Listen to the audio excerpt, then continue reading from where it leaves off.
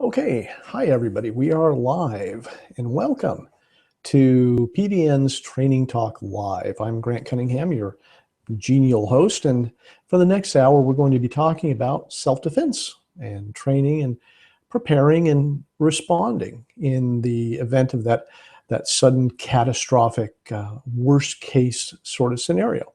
So thank you for coming tonight and sitting down and spending some time with me and learning and talking about all the things in the world of self-defense. Now, for those of you who are tuning in and tuned in last week, when we had all the bandwidth problems, the phone company still has not managed to fix all of the problems that we had.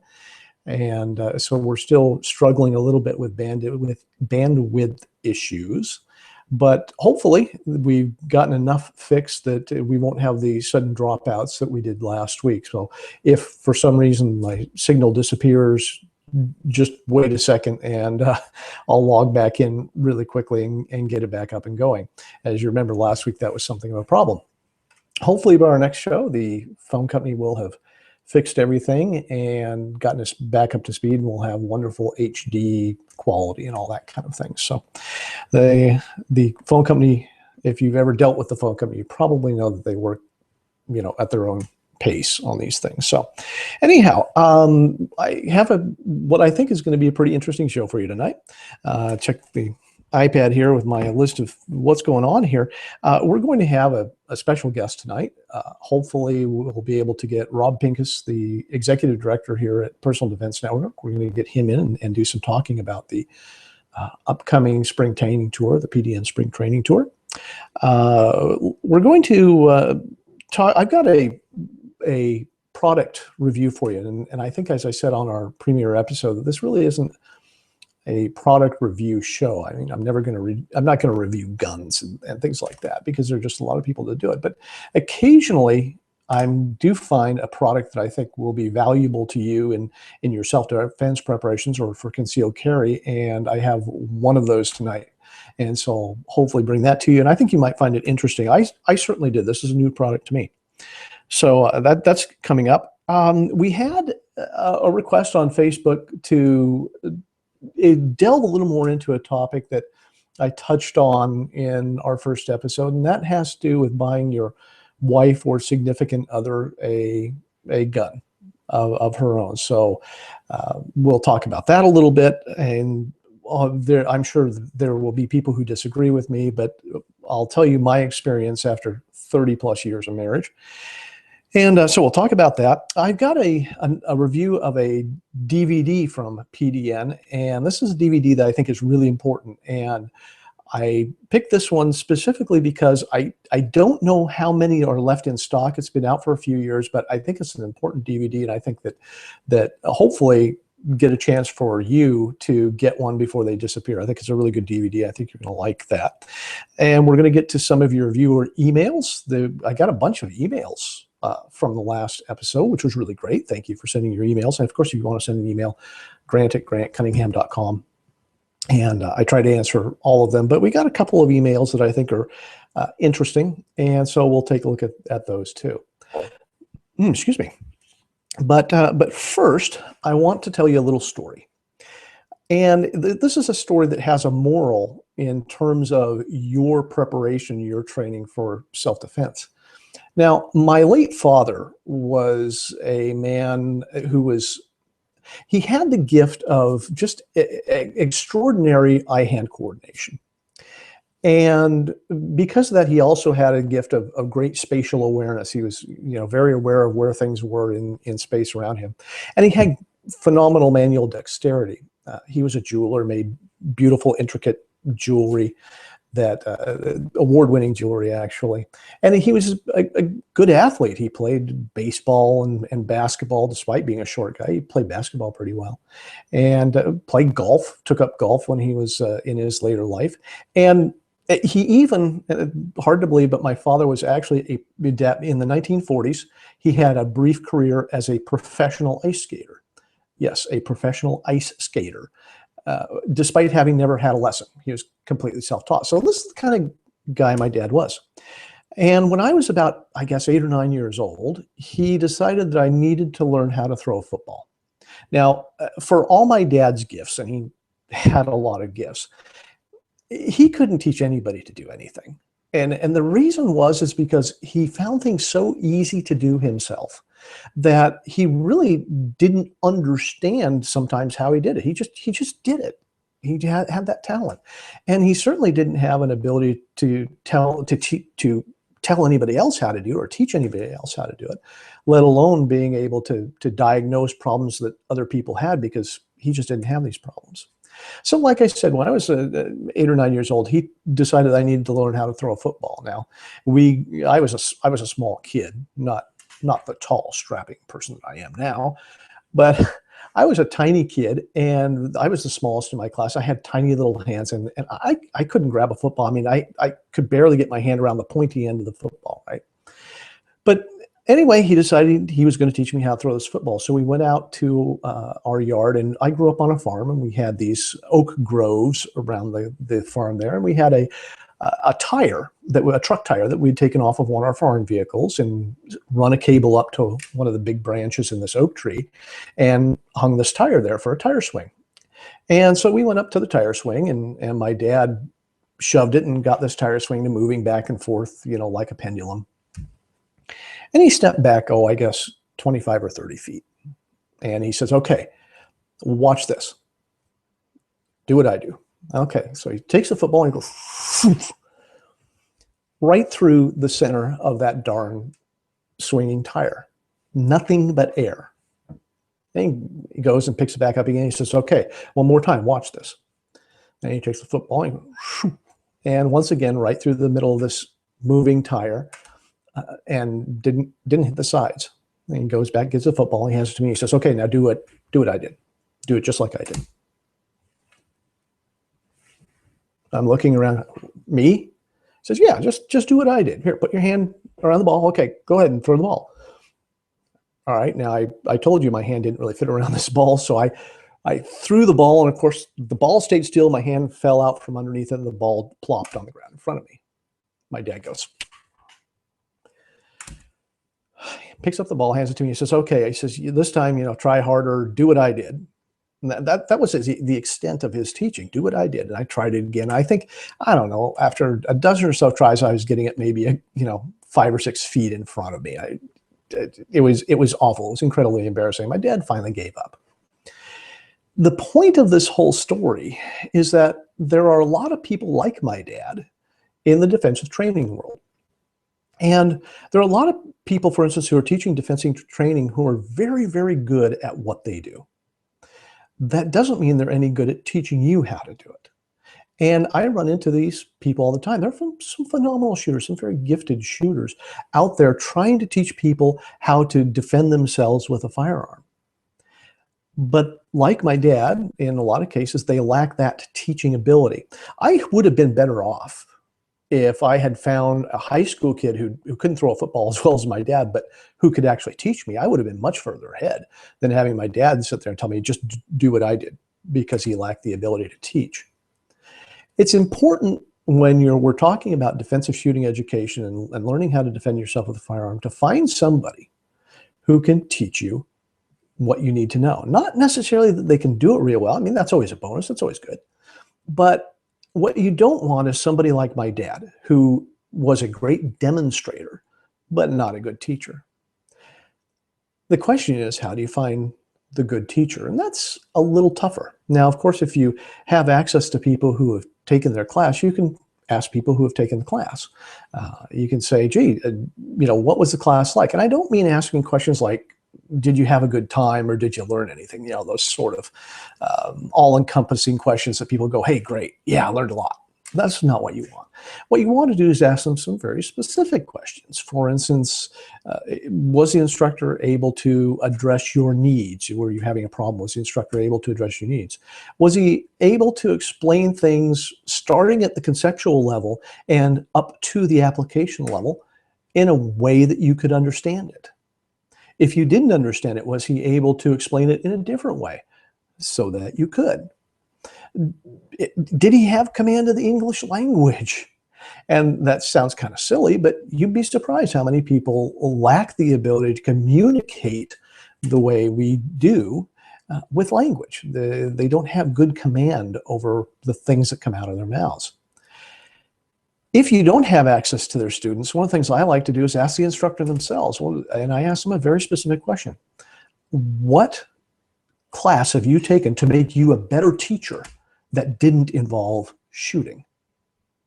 And that's kind of a loaded question. A lot of people will shy away from that question, but the good teachers will tell you, oh, well, I took a great class in educational psychology. I took a class in, physiology, neurobiology, logic, philosophy. All of these things help the person that you're going to teach you better.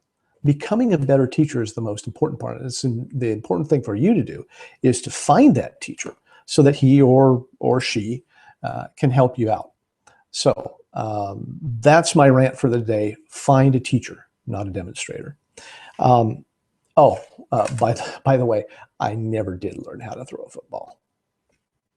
So if we ever get a chance to meet, please don't ask me to throw a football, because to this day, excuse me, I'm going to rub my eye here.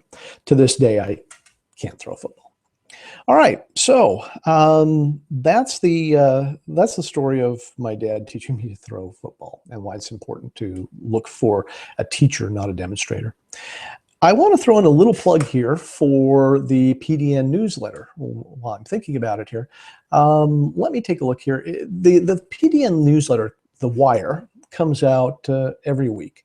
And it's got a lot of great information in it, a lot of information about new stuff that's on Personal Defense Network, some new videos, new articles, and links to sometimes extra, articles that aren't on PDN, but that have important information for you.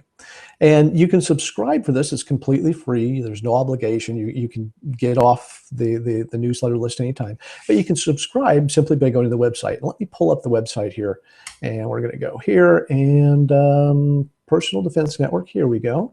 We're going to bring this up here, and there we go. You should be able to see the PDN site now. And if you just go to the PDN website, and here we go, all this stuff here. And if you scroll down to the bottom, just above the logo, you're going to see this little box here.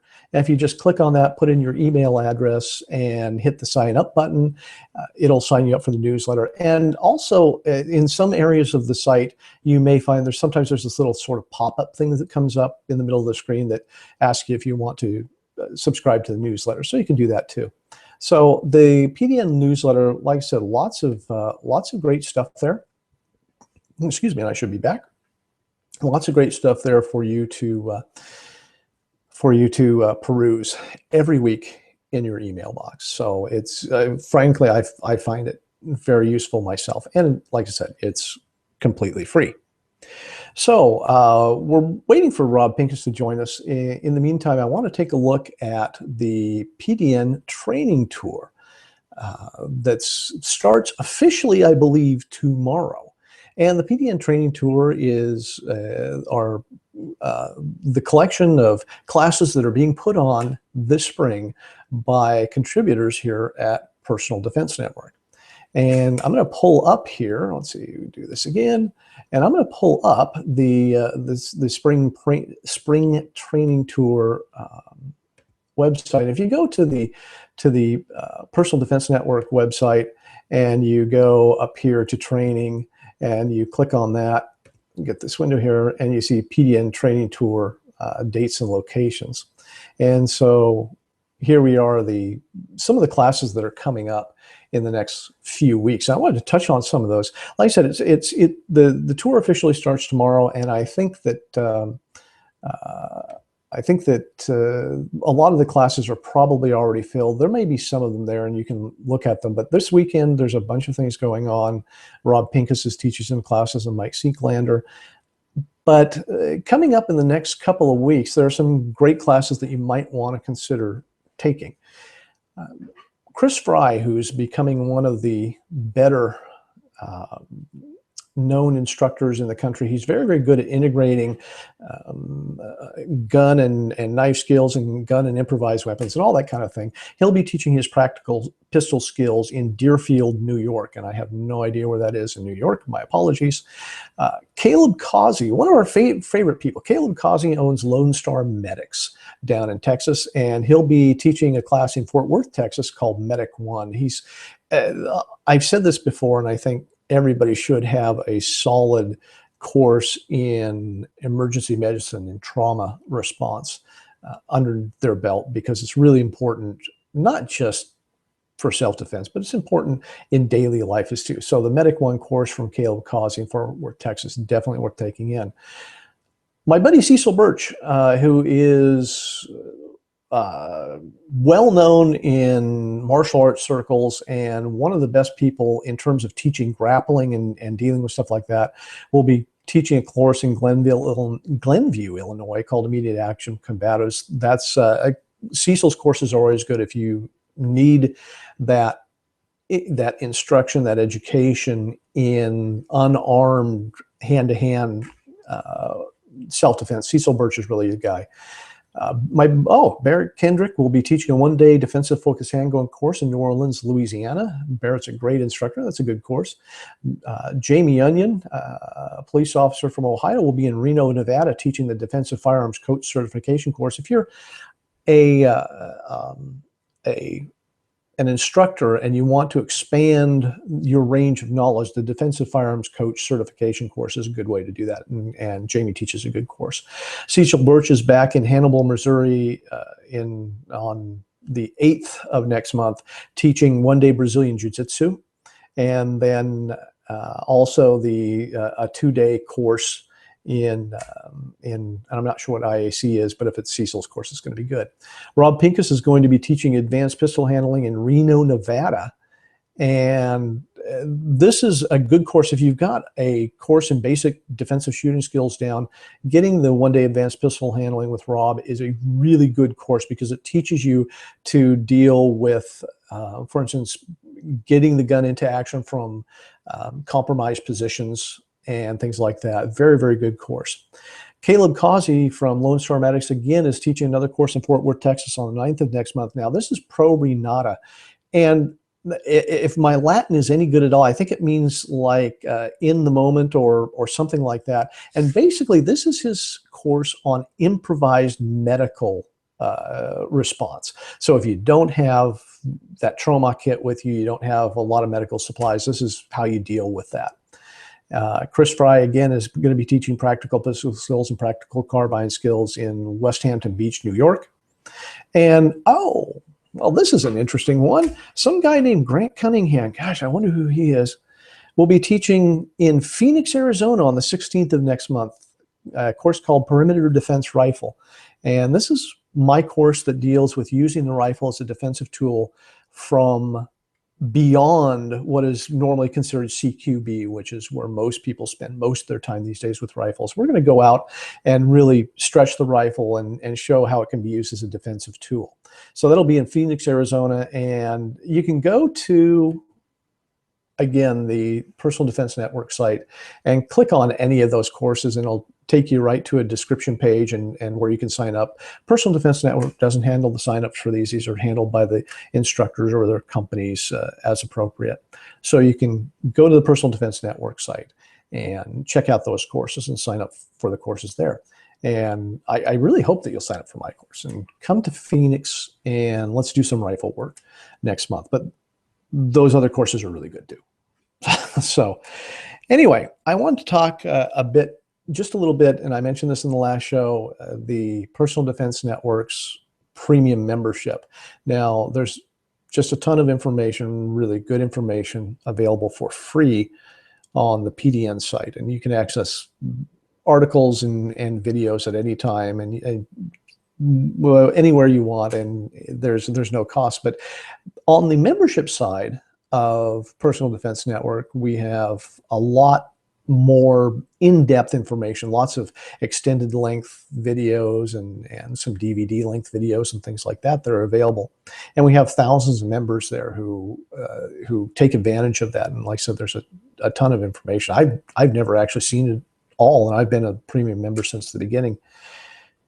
I have a deal for you. If you want to try it out, take advantage of it. If you go to the Personal Defense Network website and sign up for a premium membership, and there are lots of links to do that on the website.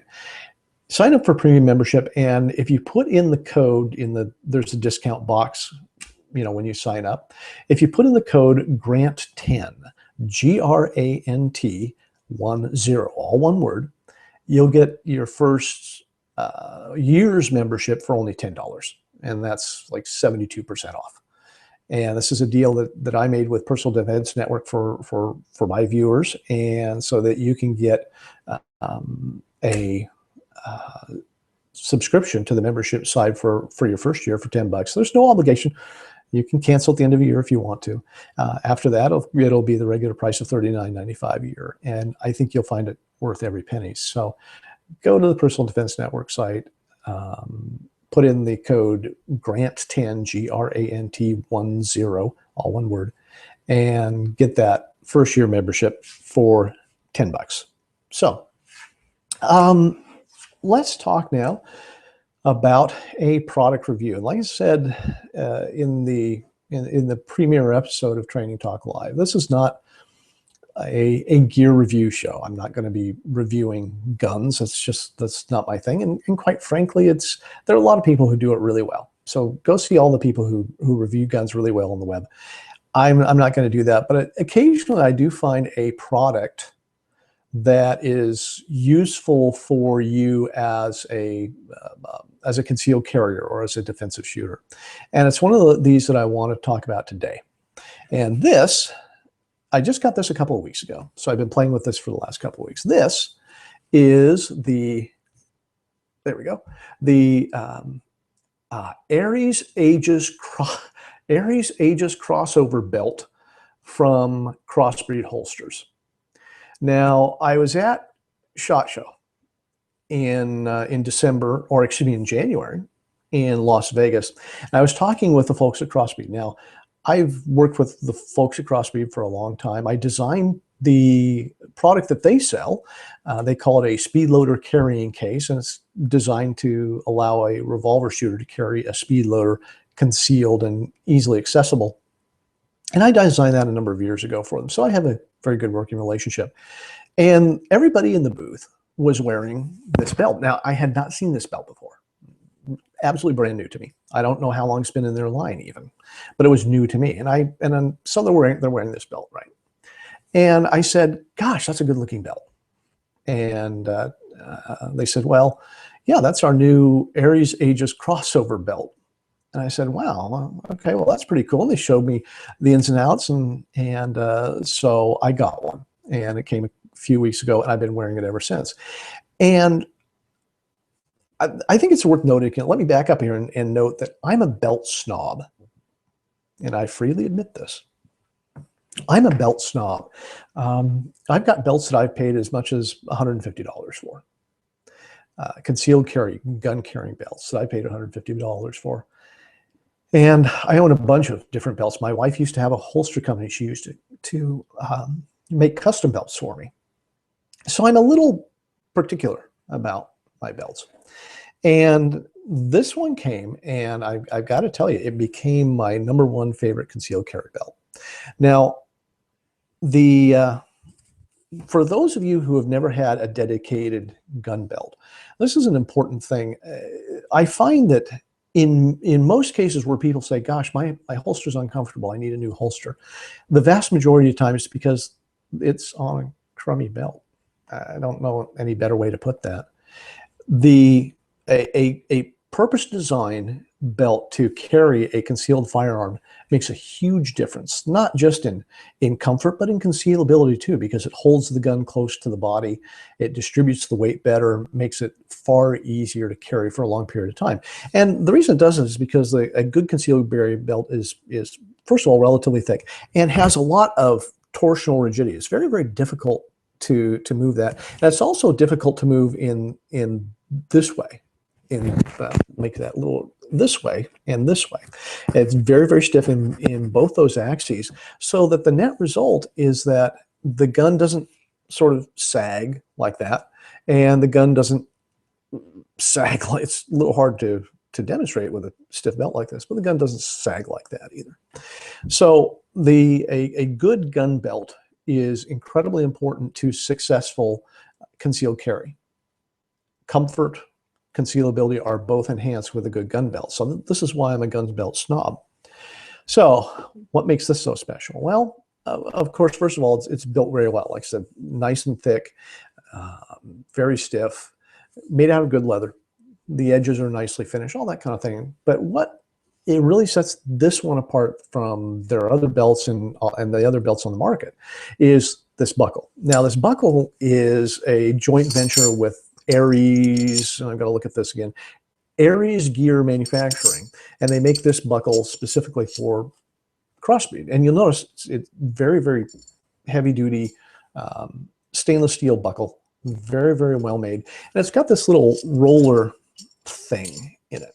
So what happens is when you put the belt in here, in through the buckle, that little roller thing grabs onto the belt and keeps it from coming back out again.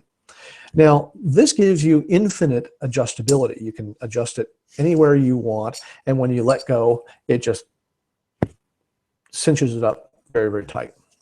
I did not appreciate the value of infinite adjustability until I started playing with this darn thing.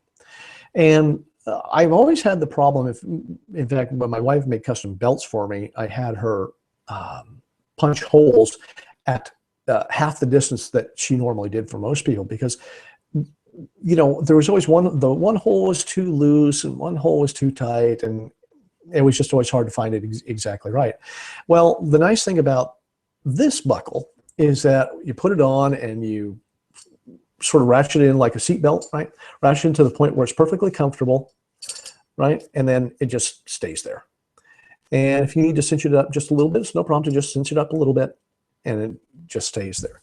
So infinite adjustability proves to be a big boon to comfort. In fact, I was really surprised how easy it was to get a comfortable position, because it just sort of tighten it until it feels good, and there you go. And it doesn't let loose. It does not move at all. When you want to release it, you just pull the little roller back a little bit, and then it releases it and allows it to go out again, kind of like a seat belt. So infinite adjustability is great. I like that a lot. I like the construction quality. The edges are fairly well finished. The buckle, of course, is very heavy duty, so that's great. The thing that, and I almost hesitate to mention this because I know somebody's going to laugh at this, but I'm going to talk about it anyway, because it's a little embarrassing, but I'm going to talk about it. When you go to the toilet, and I know, just stop laughing. I can hear you laughing out there. When you go to the toilet, part of the problem with going to the toilet is that what do you do with the gun? And if you simply could keep your belt buckled, all you have to do is sort of sit down, lower the pants down to your knees, and tension your knees a little bit, and it holds the gun in place and all that kind of thing. Now, the problem with that is, of course, is that if you buckle it at the same point that you do around your waist, your knees are right together and you're like this, and nothing happens, if you know what I mean. The great thing about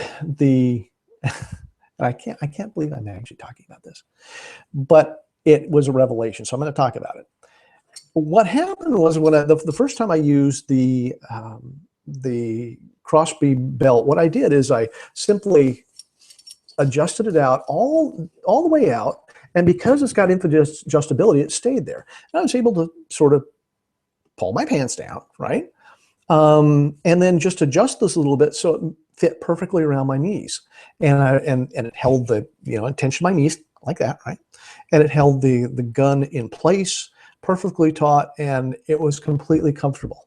And in fact, I ordered it at just the right size so that I could, while the thing was on, I could, put it to this far point here, which you couldn't do with a normal belt because there are no holes there, right? Run it all the way out. I could actually pull my pants down, pull them back up, and tuck my shirt in without having to completely unbuckle the belt. All right. I did not anticipate this feature. It was not something I was surprised. Let's just say I was surprised at, and leave it at that. All right. So, like I said, I can't believe I'm actually talking about this, but and while we're on the subject, if anybody wants me to make a video of just how to do this, how to use the toilet without taking your gun out of the holster and putting it on the back of the toilet or something stupid like that, I'll make you this deal. If I get enough emails, and I will decide how many that is. I'm not going to tell you ahead of time, but if I get enough emails at grant@grantcunningham.com that say, yes, we want to see you on the toilet, I'll do a video showing you how to use the Crossbreed Aries Aegis crossover belt and how it makes that job a lot easier. So enough silliness for one day. Here's the disclaimer. Like I said, I've had a working relationship with Crossbreed for a long time now. I did design one of the products for them, and we've worked together a long time. I know the whole crew at Crossbreed. I knew the late great Mark Craighead, who was a great guy, and like I said, I've worked with him for a long time, and know all the crew there, Matt and Carol and Trent and everybody else. And when I went to NRA, they offered to make me a belt. They did not charge me for this belt. This belt came free. However, there were no strings attached. They were not expecting a review, let alone a good review. It was just a gift to me. So I want to make that perfectly clear that I did not pay for this belt. But I was so impressed with it that I will buy more of them in various colors. They've got various colored buckles and things, and they'll even do various colors of thread on it, which is pretty cool. Which begs the question, how much? All right. And I'll show you where this is on their site here. And I want to show you, where is my Crossbreed holsters? Okay, here we go. Here's the belt on their website. This is the Aries Aegis crossover belt. And you'll notice it is $89.95. Now, I know that some of you are thinking at the moment that that's a lot of money for a belt. And as a belt snob, I'm telling you, given the quality and the uniqueness of this belt, I think it's a fair price.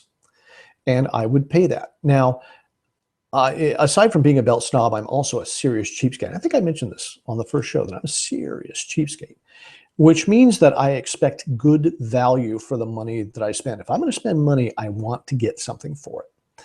And after having this belt for a while and playing with it and seeing how good it was and all the great things about it, I would have absolutely no problem paying $89.95 for this belt. And this is coming from a cheapskate and a belt snob. So Crossbreed holsters, Aries Aegis crossover belt. You can find it under belts on their website, and definitely worth taking a look at. If you don't have a good concealed carry belt, get one. Even if you don't order this one, get a good stiffened concealed carry belt, because it will make a big difference in concealability and comfort for you. Crossbreed is a sponsor at Personal Defense Network. They do not sponsor the show specifically, but they are an advertiser and a sponsor at Personal Defense Network. So I wanted to point that out as well. So great product. One that, like I said, really surprised me. I did not expect to be so taken by the belt. I just thought it looked good because they were all wearing it. And like I said, it's a handsome thing, isn't it? Yeah, I think so too. So very happy with this. It has become my favorite belt. Don't tell my wife, she'll be mad. All right. So that's my review. Like I said, we're not going to do a lot of product reviews here unless they're directly applicable to things like concealed carry and self-defense and that kind of thing. So this just happened to be a product that was new to me. I think hopefully it's new to a lot of other people. I did not ask them how long it's been in their range because I don't regularly go to their website. For all I know, it's been there for 5 years. This was just the first time I saw it. So anyway, on to the next thing on my list here. I got a question about the last show, excuse me, about picking a gun for your girlfriend / wife / significant other. And I think I touched on this. I mentioned this on the last show when we were talking about handgun fit. And I mentioned about picking a gun for your wife, girlfriend, significant other. And somebody, the remark was, well, what's wrong with that? I did it for my ex-girlfriend. I think the key word there is ex. But I did that for my ex-girlfriend. It was great, and she really loved it. Why not? So let me talk about that for just a little bit.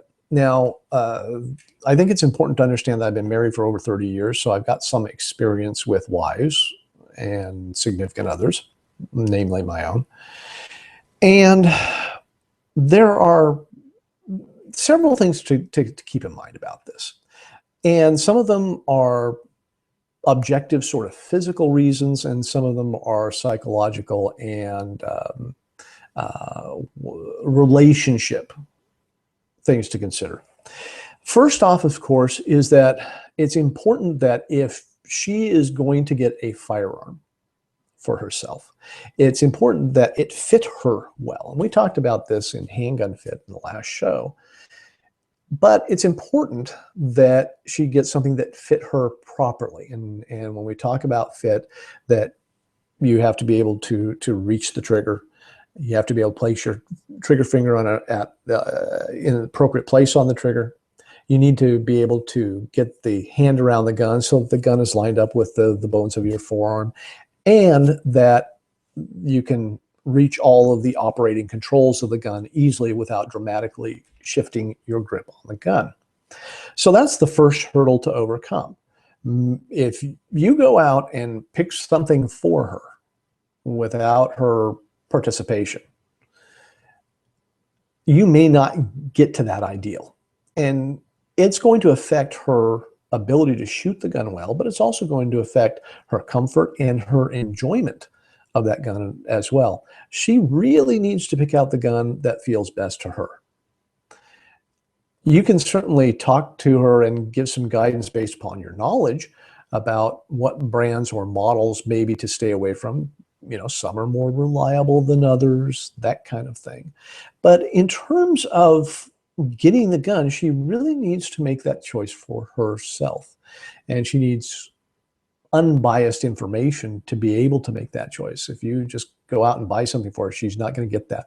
And the bottom line is, and I see this all the time, I wish I had a nickel for every time I've seen this, because I'd be a millionaire now, where people have purchased guns for the wives or girlfriends, and with the intention that she was going to carry that or use it for self-defense or something. And she ends up not liking the gun, not because she can't shoot it well, or it's uncomfortable to shoot or something like this. And how much better it would have been for her as a gun owner and an enthusiast to be able to pick out her own gun, something that really worked for her. Very important. So that's sort of the function part of it. From the relationship part of it, and although I'm not a counselor, like I said, I've been married for a while, from the relationship standpoint, telling her what she's going to get. And this is as far as I'm concerned, a firearm is a very, very personal thing. It's a very personal item. We carry it next to our body. We rely on this thing to save our lives in the case that we need to use it. I mean, this is a very, very personal thing. It's like buying underwear. Would you go out and buy bras for your wife? Think about that. I don't let my wife buy my underwear. Okay.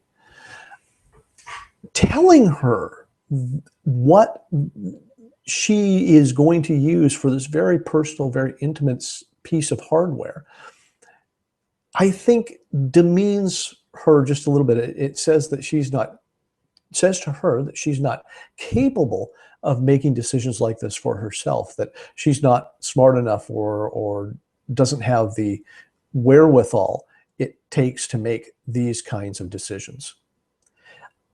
I think in general that that's not good for relationships overall.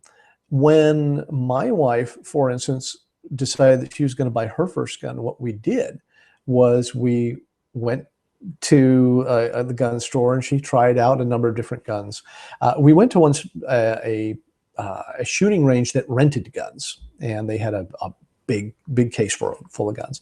And so she tried a number of them and picked the one that worked best for her on her terms.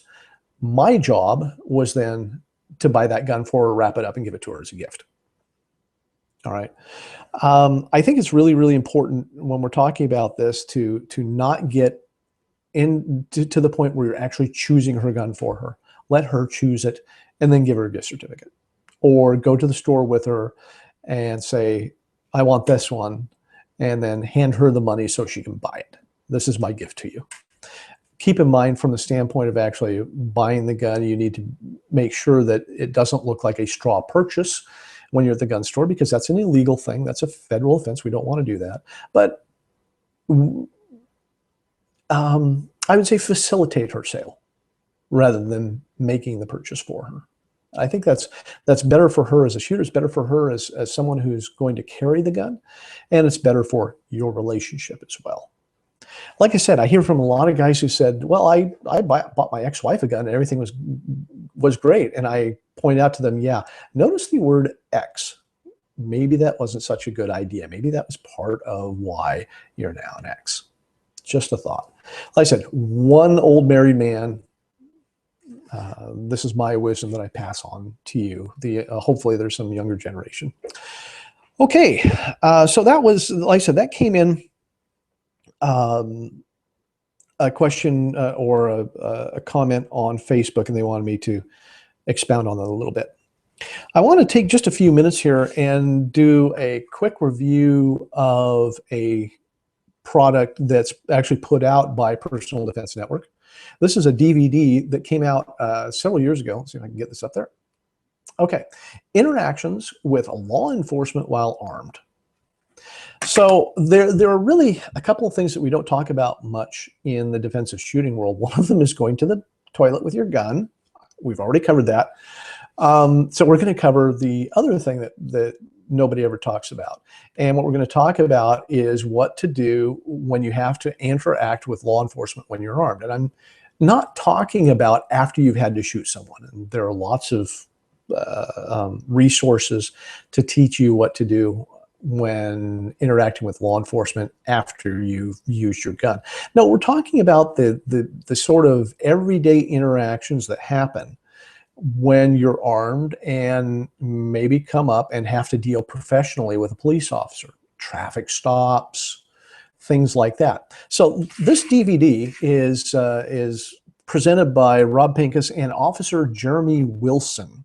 I don't know what department he's with, but he's an active police officer, and quite frankly, he does a really good job in this DVD. And he talks about all of the sorts of situations under which you might end up interacting with a law enforcement officer, not just while stopped. He goes through a whole bunch of stuff about what to do when stopped and what the police officer is looking for. That's just part of it. The other part is, for instance, you're walking down the street and the wind blows your covering garment open. Somebody sees your gun and calls the police. Well, what now? The fact is, you're far more likely to deal with the police either on a traffic stop or in one of these situations where somebody called 911 than you are ever, and we hope never, to deal with them when you've actually had to use it to defend yourself. The firearm complicates any interaction you're going to have with law enforcement. And that's the first thing that he's very careful to point out. Police respond because they've been called to investigate a man with a gun. Your gun is the catalyst for him or her being there. It's important to get that into your mind. Your gun is the catalyst for him being here. How you handle the encounter from the time he pulls up to the time he leaves is going to have a huge bearing on the officer's attitude and procedure during the entire incident. And he points out, for instance, if he walks up on you and you're on the phone and you're mad at somebody, you're yelling, you're screaming on the phone, that's going to affect how he approaches you. It's going to affect his attitude, and it's going to affect his own perception of any danger that might be to him, might be directed at him. If you're on the phone talking calmly and rationally, his approach is likely to be very, very different. He's going to pick up on these cues, or she, I should say. They expect sort of a normal reaction from a person who has come into contact with the police. And if your reaction differs markedly from what they expect, that's going to put them on edge. So he goes through and talks about all of this stuff, the police officers' point of view, the police officers' reactions to various things that happen with people. And all of these things, by the way, are acted out. Officer Wilson and a friend of mine, actually, who plays the citizen, they role play all of these, from traffic stops to everything else, and how you should handle them, good ways and bad ways to handle them, so you can see exactly what he's talking about. And there are a lot of things that I learned about this here, and I'm generally, I think, probably more cognizant than most people about how police officers do their job and how they interact with people. And I learned quite a bit from this. He's got a lot of valuable pointers, not just on how to handle yourself, but there's even a section on how to make a complaint to the police department if you don't feel things went as they should have. And he explains how complaints are handled in the police department and how to make a complaint so that it gets the attention it really deserves. And he dispels a lot of myths there, and that's, I think, important. Of course, open carry is a big thing now. In some states, open carry is actually legal.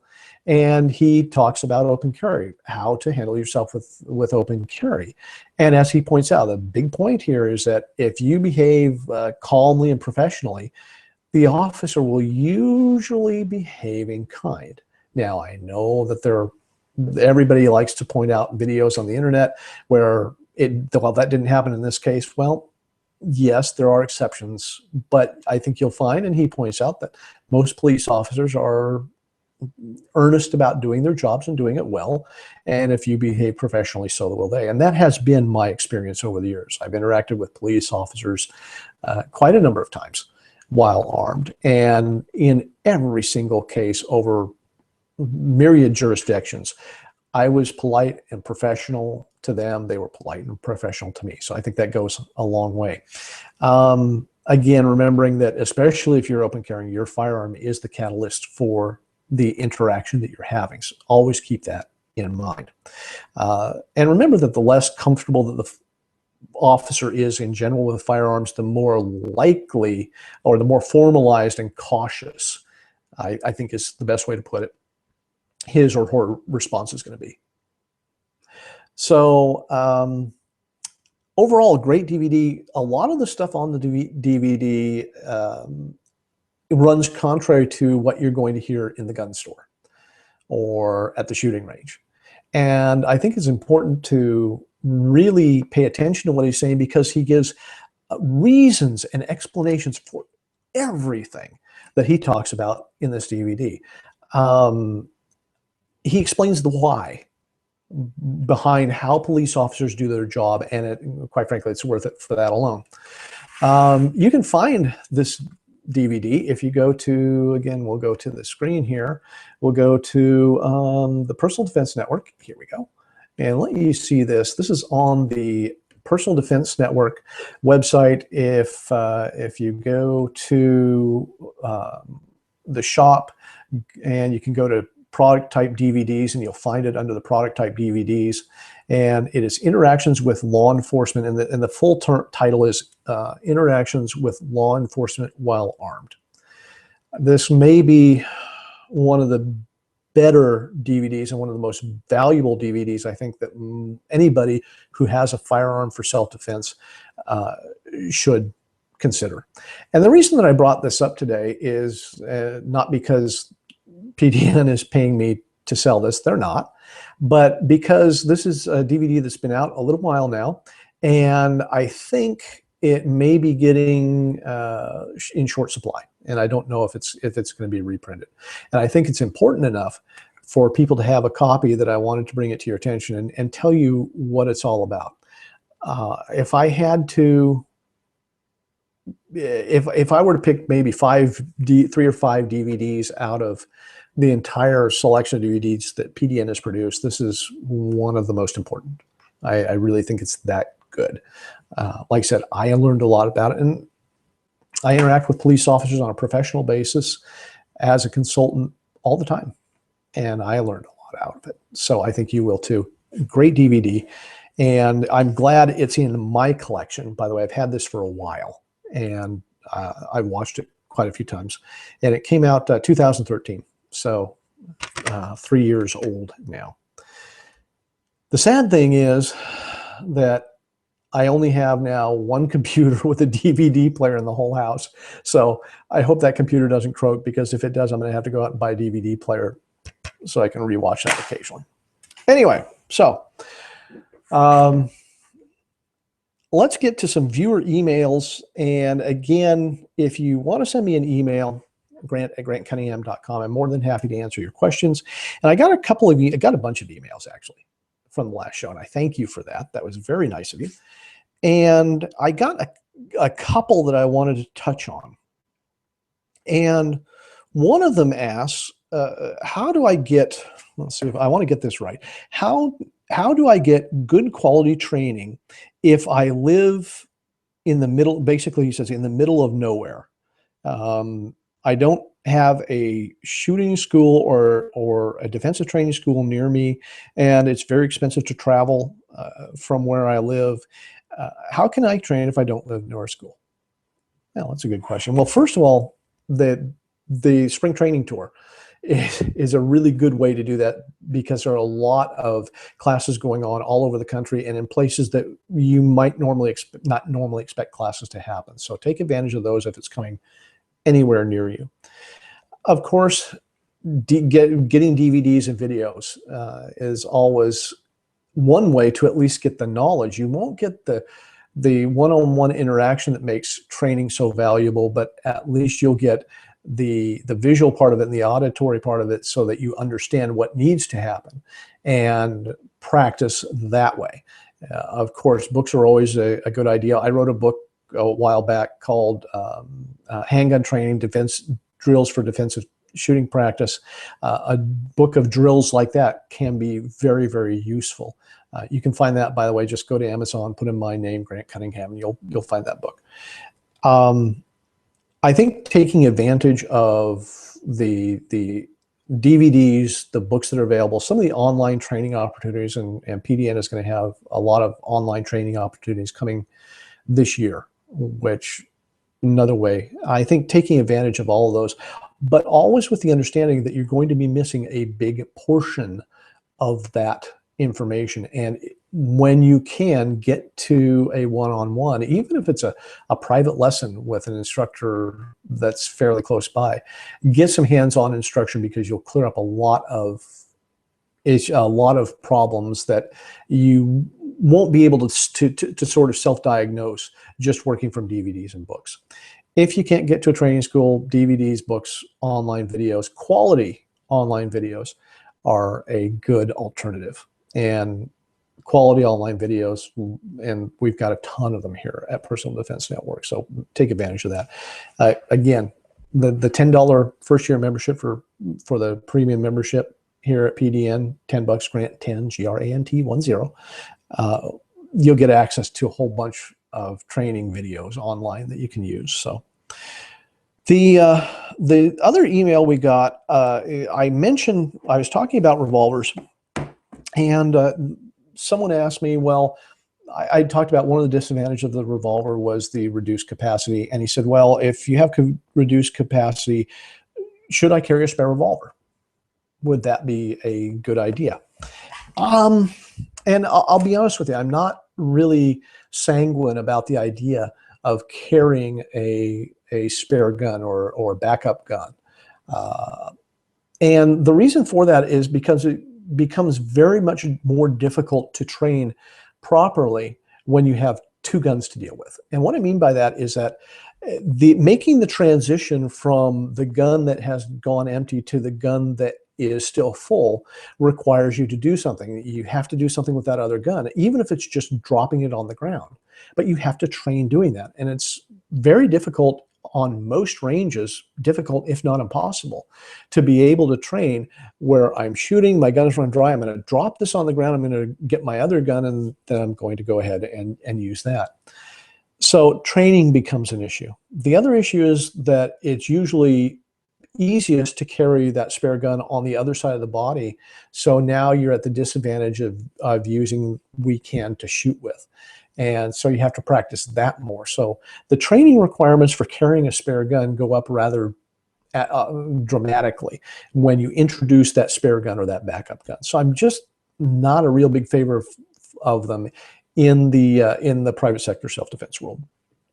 I think it's better to go ahead and carry spare ammunition, either in a speed loader or speed strip, and just carry that and practice reloading. Normally when I'm talking to students and we're talking about reloading the gun, I don't make a big deal of reloading, for instance, the autoloader, because it's just not something that really happens very much. We certainly practice it, but we don't go overboard on the amount of time we spend on it. With a revolver, dedicating a little more time to practicing reloads is probably a rational idea. I think that's better than carrying a spare revolver, personally. So thank you guys. Like I said, I got several other emails. I didn't get to all of them, but thank you for you guys for those two questions. And I'm glad that I had a chance to expand on those comments just a little bit. So our next show comes up. Then remember that Training Talk Live comes the first and third Thursdays of every month. And our next show, of course, is in April. And like an idiot, I started the show today and I didn't look at the calendar to find out when the next show is. But the first Thursday in April is Thursday the 7th. So the first Thursday in April, the 7th, will be our next show. And of course, we'll be on the third Thursday as well, which is the 21st. So the 7th and 21st of next month, April. And hey, the 21st is the day before Earth Day. So if you need a way to remember it, that's the way. But the Training Talk Live is, like I said, comes to you every first and third Thursday of the month at 6 p.m. Pacific time, 9 p.m. Eastern time. So you can count on that. If it's the first Thursday or the third Thursday, we'll be here with Training Talk Live. All right. Again, if you need to get in touch with me, Grant at grantcunningham.com. Send me an email. I'll be glad to answer it and be happy to talk to you. Yeah, it's always a pleasure to talk to people, and I enjoy talking about self-defense topics.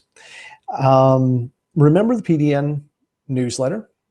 Bottom of any page on PDN, you can sign up for the free newsletter, and they make it easy to get off the newsletter list if you don't want to. It's, you know, they don't lock you in.